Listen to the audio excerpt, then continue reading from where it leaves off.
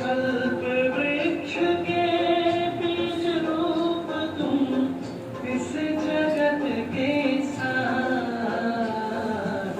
महिमा अपरंपार तेरी महिमा अपरंपार,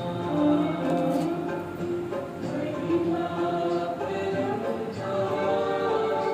तेरी महिमा अपरंपार, तेरे परम पिता परमात्मा।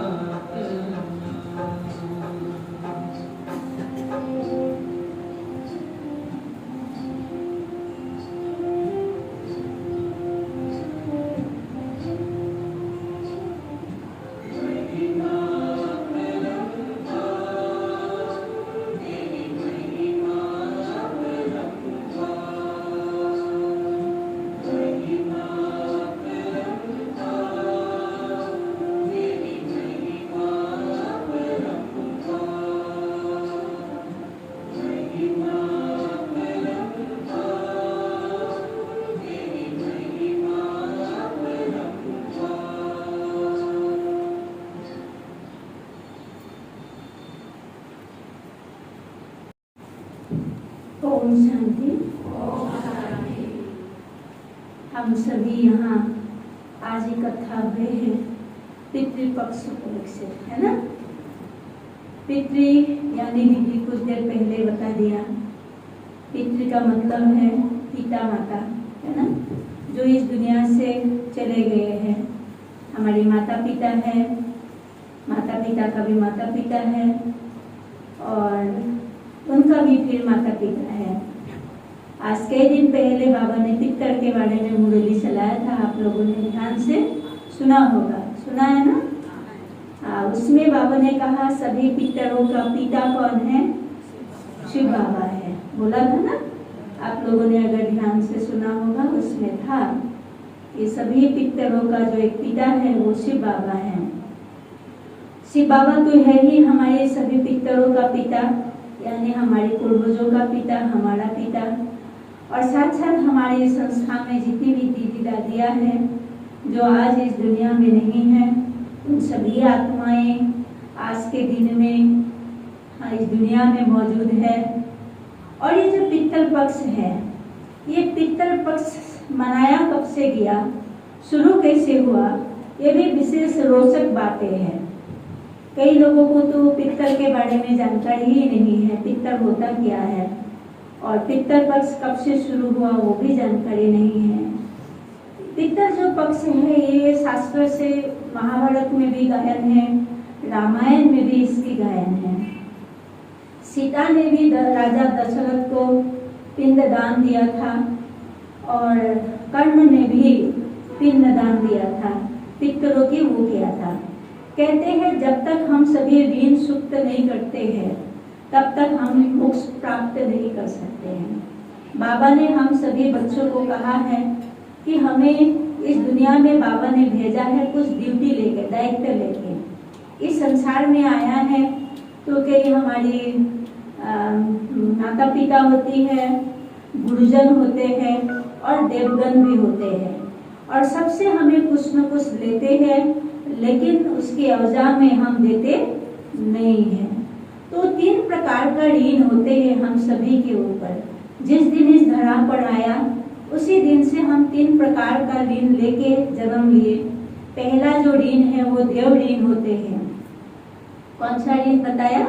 देव ऋण, यानी देवी देवताओं का ऋण। ऋण माना उनको देना है, उसके अवजा कुछ देना है, बदले में कुछ देना है। फिर आता है ऋषि ऋण। ऋषि का ऋण मतलब जो हमें सिखाया गया, जिन्होंने आगे बढ़ने की कुछ प्रेरणाएं दिया, मार्गदर्शक दिया। और फिर बताते हैं माता पिता का ऋण, पितरों का ऋण।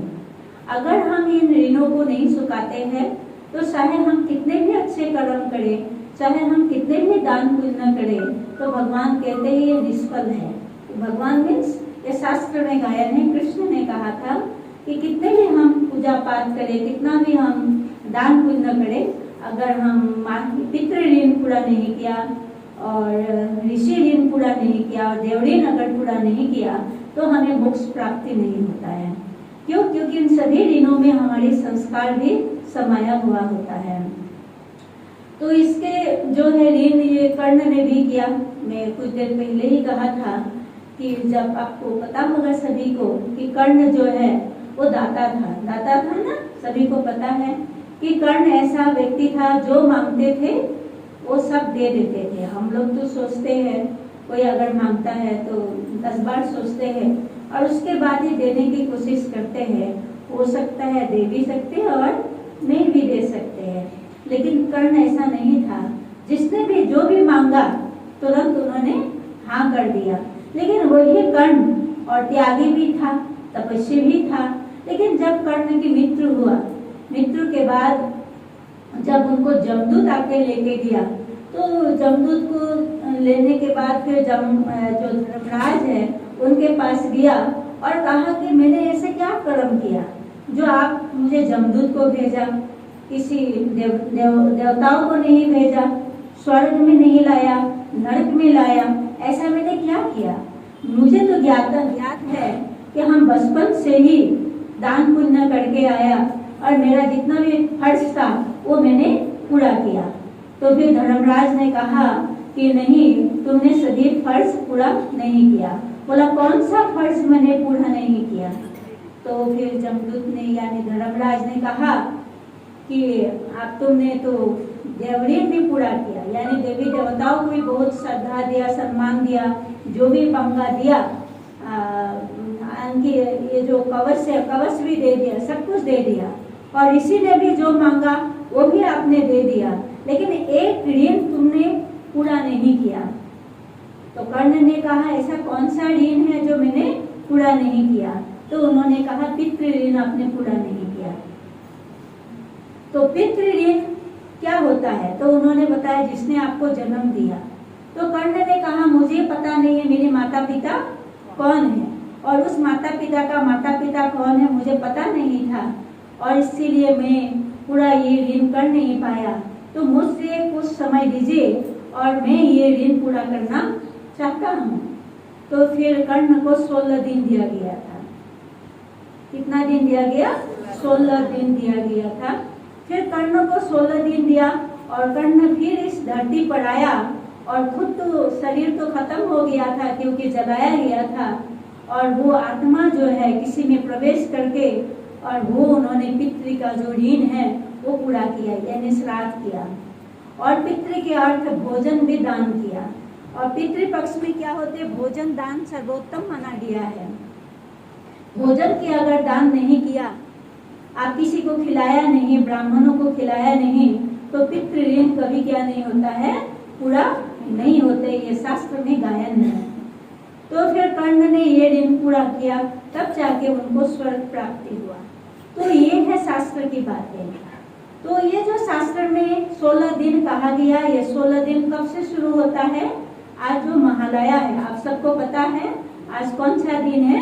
महालया है। आज से लेके 15 दिन पहले यानी 29 जो सितंबर था, उसी दिन से ये पितृपक्ष शुरू हुआ है। और इस पक्ष में जो भी हमारी माता पिता है, पूर्वज होते हैं और उस पूर्वजों के नाम पर क्या करते हैं? उसी पक्ष में भोजन खिलाया जाता है ब्राह्मणों को। ब्राह्मणों को भोजन खिलाया जाता है। अगर लोगों को पता नहीं है कौन सी पक्ष में हमारी माता पिता यानी पूर्वजों ने शरीर त्याग किया, तो वो ऋण कैसे चुकाए? तो उस ऋण को चुकाने के लिए शास्त्र में वर्णित है कि ये जो महालया का दिन है, ये महालया की जो अमावस्या है, इस अमावस्या के दिन में पितृ ऋण चुकाने का, सभी आत्माओं को खाना खिलाने का, पानी पिलाने का ये बहुत अच्छा अवसर दिया गया है। ऐसे तो हर अमावस्या को पितृ यानी पितरों को खिलाया पिलाया जाता है। इसीलिए भक्ति मार्ग में भी कहते हैं कि अमावस्या के दिन में खुला बाल नहीं घूमना चाहिए, जैसे तैसे कहीं इधर उधर नहीं जाना चाहिए, क्योंकि आत्माएं जो है उस दिन क्या करते हैं? विचरण करता है। न जाने कब किसको पकड़ ले, इसीलिए बहुत सारी नियम होती है। अमावस्या के दिन में खुले बाल, बॉडी में पूरी तरह से सेंट लेके घास के नीचे इधर उधर नदी के किनारे में जाना पूर्वजों ने हम सबको मना करके रखा है। और वो आज के दिन जो है, ये जो महालया का दिन है, ये खास दिन है उन सभी जो आत्माएं हैं, जो प्यासा है, जो भूखा है, जिनको माता पिता का बच्चा होने के बावजूद भी पानी पिलाया नहीं गया, अकेले रूम में सुलाया गया और पानी पानी करके तरसते तरसते शरीर त्याग दिया, और खाने का मन था लेकिन बच्चों ने ढंग से नहीं खिलाया, या तो डॉक्टर ने मना किया यानी बच्चों ने भी खाने के लिए नहीं दिया होगा। तो आज के दिन में हम जो ये नियम करते हैं यानी भोग लगाते हैं, ये भोग तमाम आत्माओं के लिए होते हैं। और ये जो भोग लगाने से क्या बेनिफिट है? ये भोग लगाने से बेनिफिट यही होती है कि हम बड़े दिल से उनको बुलाते हैं और उनको भोजन खिलाते हैं। और जब उनको भोजन खिलाते, वो तो भूखा है, वो तो प्यासा है, पानी पिलाते हैं, तो वो तृप्त होते हैं और वो हमें आशीर्वाद दे के जाते हैं, जिससे हमें कई सारे फायदे होते हैं, जैसे बीमार मुक्त होते हैं, मन की शांति मिलते हैं, घर में जो झगड़ा लगता रहता है वो भी दूर हो जाता है। ऐसे बहुत सारी बेनिफिट शास्त्र में इसका वर्णन है। ये सब बातें जो मैंने बताया, ये सब किसकी बातें बताया? शास्त्र की बातें बताया। ये सारी बातें शास्त्र की है। अब हम सब कहाँ पर है? ज्ञान मार्ग में है। क्या हमें ज्ञान मार्ग में भी ये सब करना चाहिए? तो भगवान ने कहा हाँ, करना चाहिए। क्यों चाहिए? क्योंकि जिन्होंने हमें इस धरा पर लाया, उनको अगर हम रेस्पेक्ट नहीं किया, अगर हम उनके नाम पर एक दिन कुछ खिला नहीं सकते, पिला नहीं सकते हैं, भूखा नहीं रह सकते हैं, तो यह हमारे जीवन कभी क्या नहीं कहेंगे, धन्य नहीं माना गया है। तो ये जो हम मनुष्य के रूप में आया, कैसे आया? किसी ने हमें तो जन्म दिया तब तो हम आया ना, है ना। जब हम देखते हैं अगर हम लोग मर जाते हैं तो मरने के बाद डॉक्टर क्या करते? डीएनए टेस्ट करते हैं ना, आप सबको पता होगा। तो उससे पता लगता है इनका माता पिता कौन है, उस माता पिता का भी माता पिता कौन है, और उस माता पिता का भी माता पिता कौन है। फिर आता है कुल, गोत्र आता है। ये कहाँ से आता है? हमारे पूर्वजों से आता है। अगर उन पूर्वजों को हम अगर रेस्पेक्ट नहीं करेंगे तो हमारा भी कोई क्या नहीं करेगा? रेस्पेक्ट नहीं करेगा। हम ये सब श्रद्धा से करते हैं, रेस्पेक्ट करते हैं, हमारे अंदर भक्ति कोई भी नहीं है, परंतु हम उनको सम्मान से बुलाते हैं और उनको खिलाने की कोशिश करते हैं, भगवान के सामने हाजिरी करते हैं। और भक्ति मार्ग में ब्राह्मण बुलाते हैं मंत्र के द्वारा, और हम बुलाते हैं गीतों के द्वारा, यानी मन की पुकार के द्वारा हम मन से बुलाते हैं। अब हर एक के माता पिता अपनी होती है, अपने कुल गुरु अपनी होती है, अपने पूर्वज अपनी होती है, इसीलिए यहाँ बहुत सारे ब्राह्मण नहीं है। यहाँ एक बाबा ही हमारे लिए कौन है? सब कुछ है। तो इसलिए हर एक आत्माएं जो है अपने अपने माता पिता को ध्यान करेंगे और क्या करेगा? उनको बुलाकर उनको भोजन खिलाया जाएगा। फिर और एक शास्त्र की बातें सुनाते हैं, सीता की बातें। जब राम, लक्ष्मण और सीता जी जंगल में थे, आप सबको पता है, तो दशरथ का क्या हुआ था? मृत्यु हुआ था। और दशरथ की जब मृत्यु हुआ तब दशरथ को बुलाया गया था कि आइए, ये क्या करना है, ये जो माता पिता का जो श्राद्ध है ये करना है, भोजन खिलाना है, आप आइए। तो रामचंद्र जी ने कहा कि मुझे तो 14 साल का क्या दिया था? वनवास दिया था। अगर मैं घर में जाऊंगी तो फिर से मुझे 14 साल का क्या करना पड़ेगा? अगेन वनवास में रहना पड़ेगा, इसीलिए हम घर नहीं जा सकते हैं। पितृ का जो ऋण होती है हम यहीं पूरा करेगा। तो पितृपक्ष में क्या होता है? जब भी तर्पण वगैरह करते बहुत सारी चीजें इकट्ठा करना पड़ता है, बहुत सारी सामग्री की जरूरत पड़ता है। हमें ज्ञान मार्ग में तो ऐसा कुछ भी नहीं चाहिए होते हैं, लेकिन भक्ति मार्ग में बहुत सारी चीजें इकट्ठा करना पड़ता है। तो राम और लक्ष्मण जी जो है वो चीजों को इकट्ठा करने गया, और यही दोपहर का समय था और आ ही नहीं रहा है, और इधर पितृ का क्या करना है? तर्पण करना था। दशरथ आया सीता के पास और आके कहा मुझे भूख लगा है, मुझे प्यास लगा है, मुझे कुछ दो। इधर राम भी नहीं है और कौन नहीं है, सीता भी नहीं है, और आप सबको सॉरी लक्ष्मण भी नहीं है। तो आप सबको पता है ये जो मातृ और पिता का जो पिंडदान होते हैं वो लेडीज नहीं करते हैं। कौन करता है? जेंट्स लोग करता है, लेडीज नहीं करते हैं। क्यों नहीं करता है? इसका भी कारण है, क्योंकि लेडीज जो होती है वो डरपोक होता है, साहसी नहीं होते। बाई चांस अगर आत्मा आ जाता है या कुछ आवाज देते वो डर जाएगा, और उस समय में थोड़ी साहसी की जरूरत है।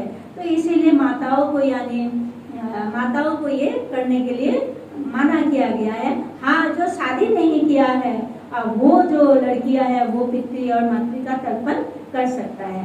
परंतु जब दशरथ आया और दशरथ ने कहा मुझे प्यास लगा है, भूख लगा है, तो मुझे कुछ दीजिए, तो अब सीता के पास तो कुछ भी नहीं था। तो सीता ने कहा गया, फाल्गु नदी बोल के एक नदी है, आप सबको पता होगा, पता है ना, एक फाल्गु नदी है, भारतवर्ष में ही है। और वो फाल्गु नदी के किनारे पर बालू से एक पिंड बनाया, क्योंकि सीता के पास चावल नहीं था, आटा नहीं था। तो पिंड दान जो होते हैं वो चावल से बनता है, आटा से बनता है।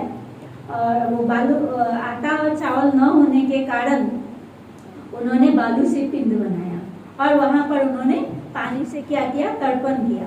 तो जब तर्पण करने के लिए जा रहा था तो सीता ने 4 लोगों को साक्षी रखा। पहले तो फाल्गु नदी को रखा, बोला आप मेरा साक्षी है, क्योंकि राम भी नहीं है, लक्ष्मण भी नहीं है, और इसीलिए आप साक्षी रहना कि मैं पितृ का तर्पण कर रहा हूँ। पितृ भूखा है, प्यासा है, उनको मैं पानी पिला रहा हूँ। फिर उन्होंने और एक को रखा, वो है केतकी फूल। आप लोगों ने नाम सुना होगा, केतकी फूल नाम सुना है ना, केतकी फूल। फिर और एक था वो था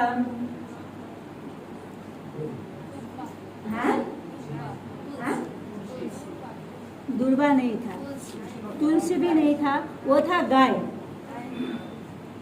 गाय भी वहाँ घास खा रहा था, तो वो गाय को भी साक्षी रखा और कहा कि तुम भी देख रहे हो कि मैं अपने पितृ का क्या कर रहा हूँ, तर्पण कर रहा हूँ। पहले किसको रखा, फाल्गु नदी को रखा, फिर गाय को रखा, तीसरा केतकी फूल को रखा, और चौथा उस जो नदी के किनारे में एक वट का वृक्ष था।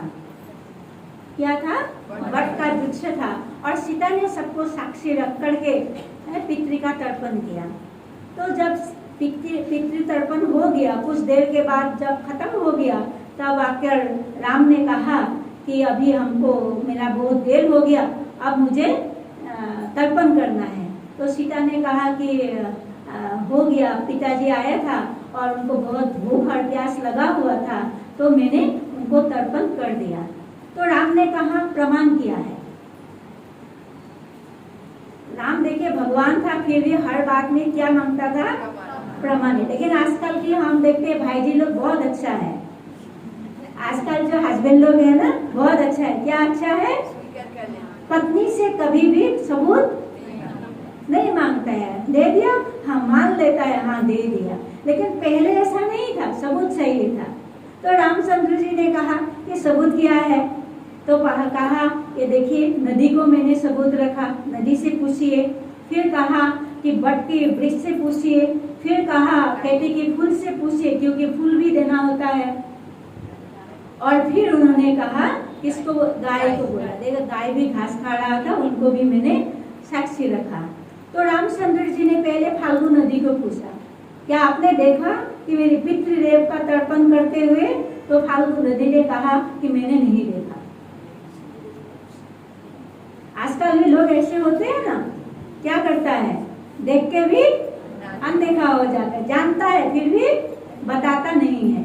फिर जाके गाय से पूछा कि गाय माता आपने देखा है मेरी पितृ का तर्पण करते हुए? तो गाय ने भी कहा मैंने भी नहीं देखा। फिर किसके पास गया? केतकी फूल के पास गया कि फूल आपने देखा? तो उन्होंने भी कहा नहीं देखा। बेचारा सीता और क्या हो गया, उदास हो गया कि मैं इनको साक्षी रख के मैंने पितृ का तर्पण किया और इन सभी ने क्या कर दिया, इनकार कर दिया। तो लास्ट कौन बच गया था? वट का वृक्ष। तो रामचंद्र जी ने वट के वृक्ष के पास गया और जाके कहा कि प्रभु महाशय आपने क्या देखा है मेरी पितृ का तर्पण करते हुए? तो वृक्ष ने कहा हाँ मैंने देखा। वृक्ष ने कहा हाँ मैंने देखा। और चारों को साक्षी रख करके सीता माता ने पितृ का क्या किया? तर्पण किया। तो जब वृक्ष ने कहा तो रामचंद्र जी ने मान लिया, क्योंकि एक तो साक्षी मिला ना, तो इसीलिए राम ने मान लिया। लेकिन सीता को बहुत गुस्सा आया। आएगा ना गुस्सा? आपको भी गुस्सा आएगा ना? नहीं आएगा? आएगा ना? तो सीता को बहुत गुस्सा आया और सीता ने फाल्गु नदी को कहा तू भले ही आज भरा पड़ा है, तू कभी भी भरती नहीं होगा, तुम हमेशा प्यासा रह जाएगा। इसीलिए फाल्गु नदी में क्या नहीं है? इतना बड़ा नदी, लेकिन क्या नहीं है? पानी नहीं है। फिर गाय को कहा तुम्हारे अंदर 33 करोड़ देवी देवता है, इसीलिए तुम्हारी इतना क्या करता है? पूजा करता है। तुम्हारी इतनी श्रद्धा है, तुमको इतना रेस्पेक्ट करता है, और तुम भी एक नंबर का क्या बन गया? झूठा बन गया। आज से जा तुम लोगों की झूठा खाएगा। और जब जब पितृ और मातृ का तर्पण होगा और पहला जो भोजन तुमको अगर तुमको ही खिलाएगा तो वो भोजन झूठा भोजन ही खाएगा। तो इसीलिए जब भी पितृ मातृका को ऐसा होता है कि खिलाया जाता है। गाय को खिलाते हैं ना, अब घर में बसा कुसा चीज होते हैं तो किसको खिलाते हैं? गाय को खिलाते। किसकी अभिशाप लगा? सीता का अभिशाप लगा। फिर कौन रह गया? केतकी फूल रह गया।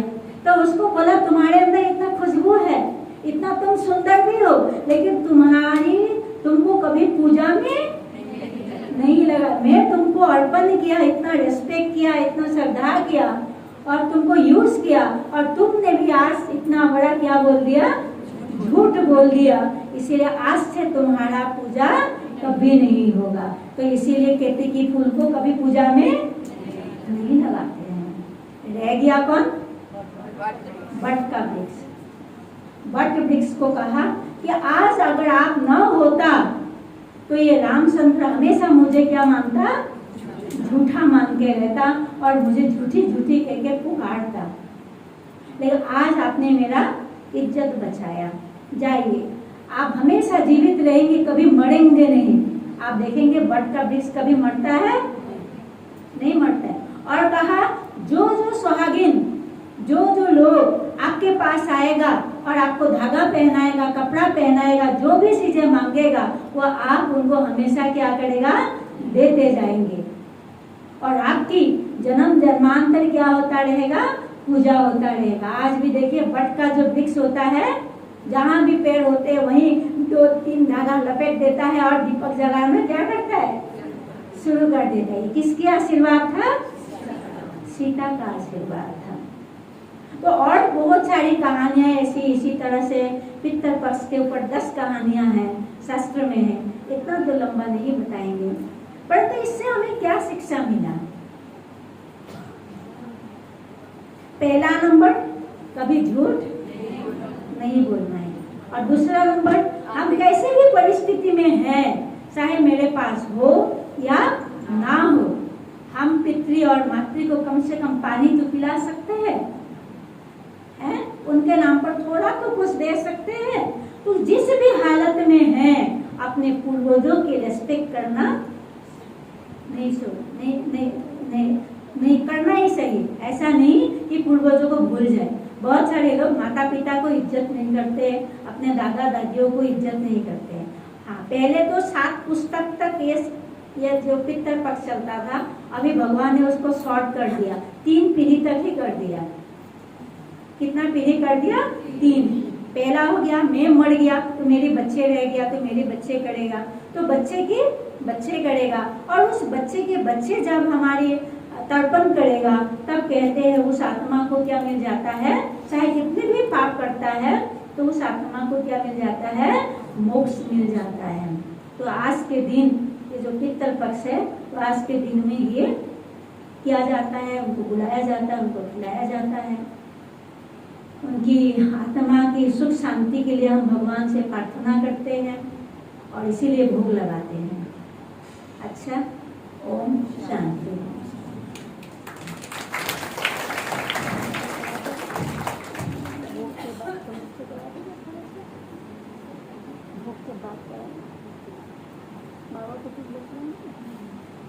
पहले बाबा को खिलाएंगे भोग, उसके बाद उन सभी जो आत्माएं हैं, जो आपकी माता पिता है, दादा दादी है, हमारी दादियाँ है, बाबा है, मम्मा है, सभी को हम सभी बुलाएंगे और उनको भोजन खिलाएंगे। आज के भोजन में क्या क्या बना है आप सबको बताते हैं, क्योंकि आप खिलाएंगे, बाबा को भी खिलाएंगे।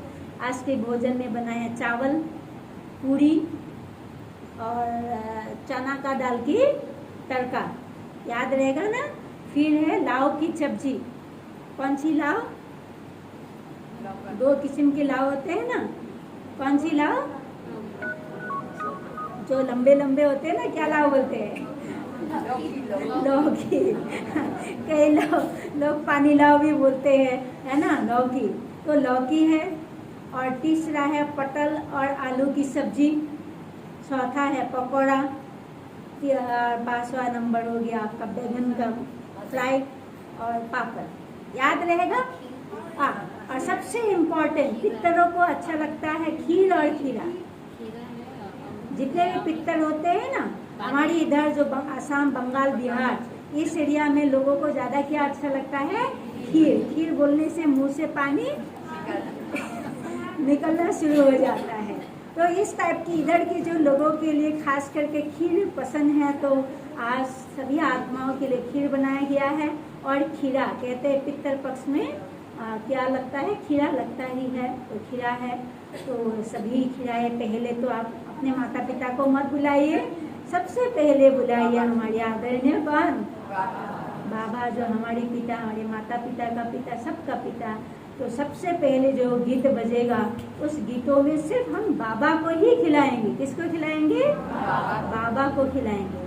दोबारा जब हम कुछ बोलेंगे, तभी आप अपने अपने जो गुरुजन है, जिसको भी बुलाना है, बुला के यहाँ बिठा मत दीजिएगा, फिर विदा भी दीजिएगा, ठीक है? याद रखिएगा, ठीक है? खाली बुला के खिला के बैठ जाइए, ऐसा मत बोलिएगा। याद रखिएगा, क्या नहीं बोलना है? आप भी यहाँ बैठिए, ये नहीं बोलिए, उनको विदा दे दीजिएगा, ठीक है? नहीं तो बहुत मुश्किल हो जाएगा।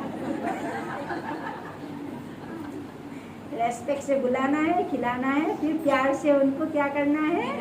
विदाई भी करना है। विदाई देना मत भूलिएगा, याद रहेगा ना?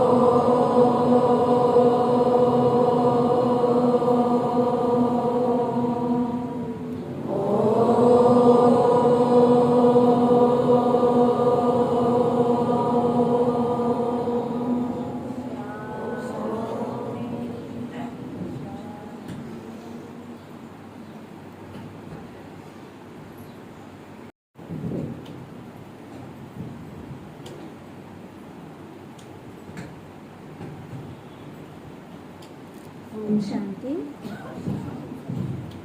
जाने अनजाने में हम सभी से कुछ न कुछ गलतियां हमेशा होता ही रहता है, और वो गलतियों को सुधारने का और उन पूर्वजों से माफ़ी मांगने का आज विशेष दिन है। तो सभी अच्छा से बैठ जाइए, कोई इधर उधर मोबाइल वगैरह मत देखिएगा, या किसी का अगर मोबाइल बज रहा है तो उसको बंद कर दीजिए।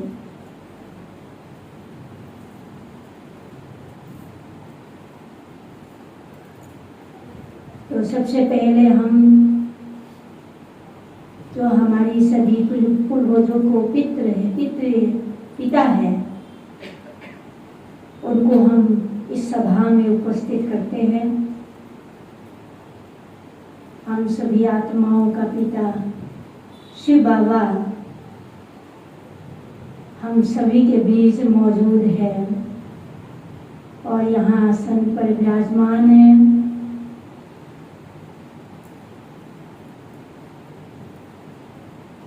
और हम सभी देवी देवताओं को भी आवाहन करते हैं इस सभा में। आज सभी की जरूरत है, तो सभी देवीगण देवी देवतागण भी हमारे इस सभा में अब मौजूद है।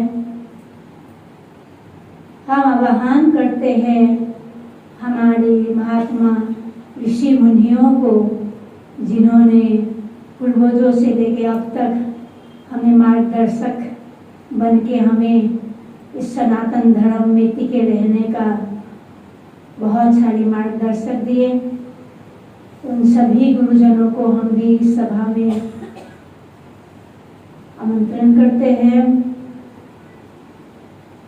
हम आमंत्रण करते हैं अब सब अपने अपने माता पिता या जो भी आपकी है उन सभी आत्माओं के नाम लेके पुकारे। मैं अपने माता पिता और हमारी पूर्वजों को इस सभा में आह्वान कर रही हूँ, आमंत्रित कर रही हूँ। सभी अपने माता पिताओं को बुलाए, पूर्वजों को बुलाए और इस सभा में सभी मौजूद है। शिव बाबा और देवगण सभी आत्माओं को दृष्टि प्रदान कर रहे हैं।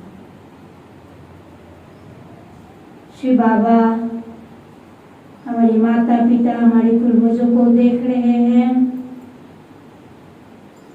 और बाबा ने कहा, तुमने जो धरती में दुख और कष्ट झेले, तूने जो सुपुत्र यानी सुपुत्री को इस धरती पर जन्म दिया, आज वो सुपुत्र या सुपुत्री ने आपको यहाँ बुलाया।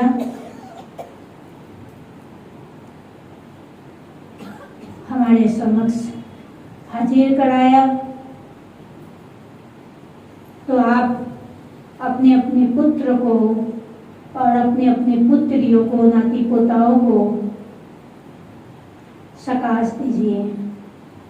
हमारी माता पिता से, हमारी देवियों से, हमारी ऋषि मुनियों से हमें भी सकाश मिल रहा है। हमारे अंदर जो रोग है, व्याधि है, दर्द है, कष्ट है, जो घरों में कलह या क्लेश है, झगड़ा है, आज से सब समाप्त होने वाला है। सभी पूर्वजों ने हमें, शिव बाबा ने पूर्वजों को दृष्टि दिया और वो पूर्वज हमें दृष्टि दे रहा है, हमें शक्तिशाली बना रहे हैं।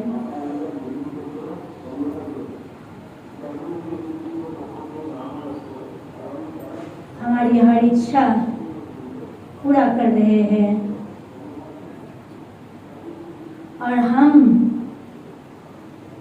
अपने पूर्वजों से माफी मांग रहे हैं अपने माता पिताओं से, अपने दादा दादियों से, या जो भी हमारी परिजन इस संसार छोड़ के गए हैं, उनसे हम माफी मांग रहे हैं। हम कह रहे हैं कि मेरे से जो गलती हुई, जान के किया और कुछ अनजाने में किया, हमको माफ कर दीजिए। मैं और कोई गलती दोबारा रिपीट नहीं करेंगे। हम हमेशा आपकी सम्मान करेंगे और हर वर्ष हम आपको इसी तरह से भोजन और पानी पिलाने का मन बना लेते हैं। मेरे पास अगर कुछ भी न भी हो तो जल हम जरूर अर्पण करेंगे। हे मेरी माँ, मेरे बाबा यानी पिता, मेरे पूर्वज, हम आप सबके नाम तो नहीं जानते हैं, परंतु हम आपसे माफी मांग रहे हैं। मुझे माफ कर देना। और साथ साथ हमारी दीदी जो नॉर्थ बंगाल की मेन है, दादी सुदर्शना, उनको भी इस सभा में उपस्थित की हूँ और उनसे भी माफी मांग रही हूँ कि कुछ अगर गलती हो गई है, माफ कर दीजिए और हमें आशीर्वाद दीजिए ताकि हम इस मार्ग में हमेशा चलता रहे, आगे बढ़ता रहे और भगवान की और अपने माता पिता का नाम हमेशा उज्जवल करते रहे। हमारे माता पिता को हम भोजन खिला रहे हैं। जो जो भोजन बनाया गया है वो सारे भोजन उनको एक एक करके खिलाया।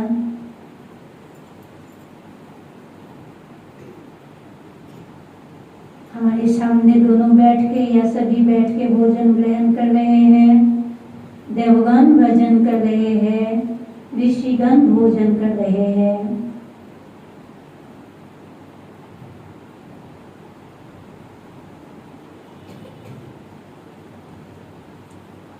सभी इस भोजन से बहुत तृप्त हो गया।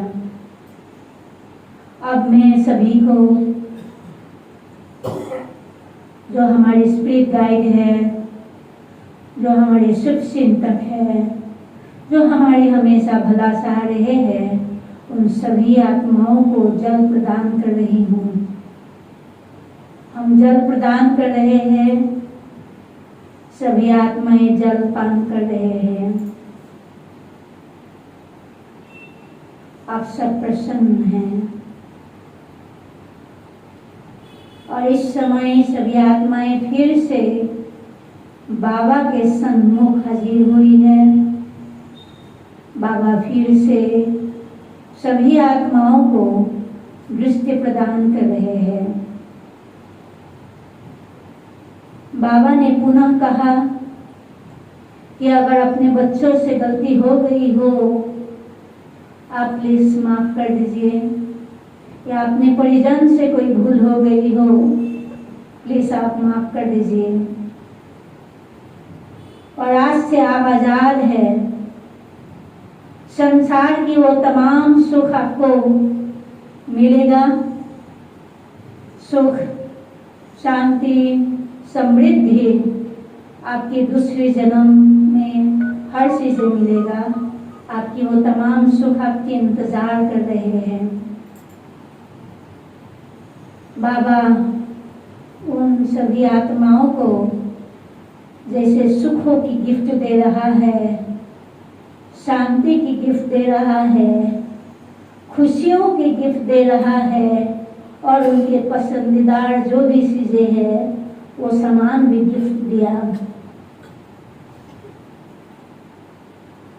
और बाबा से सभी गिफ्ट लेकर बाबा को देख रहा है, निहार रहा है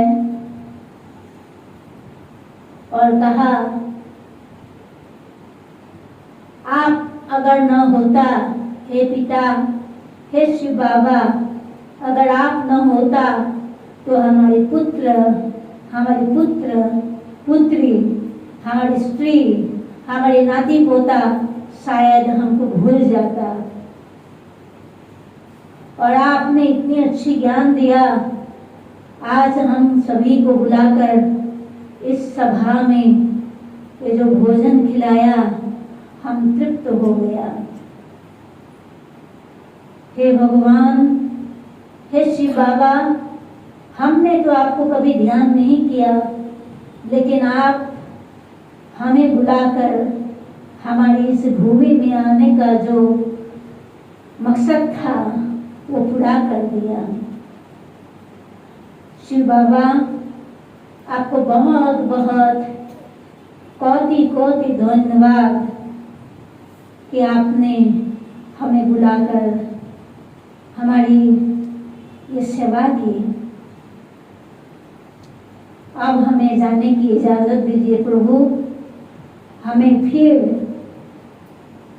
दूसरे शरीर में जाना है, फिर से इस रंग मंच पर आना है और फिर से हमें ये नाटक का पाठ बजाना है।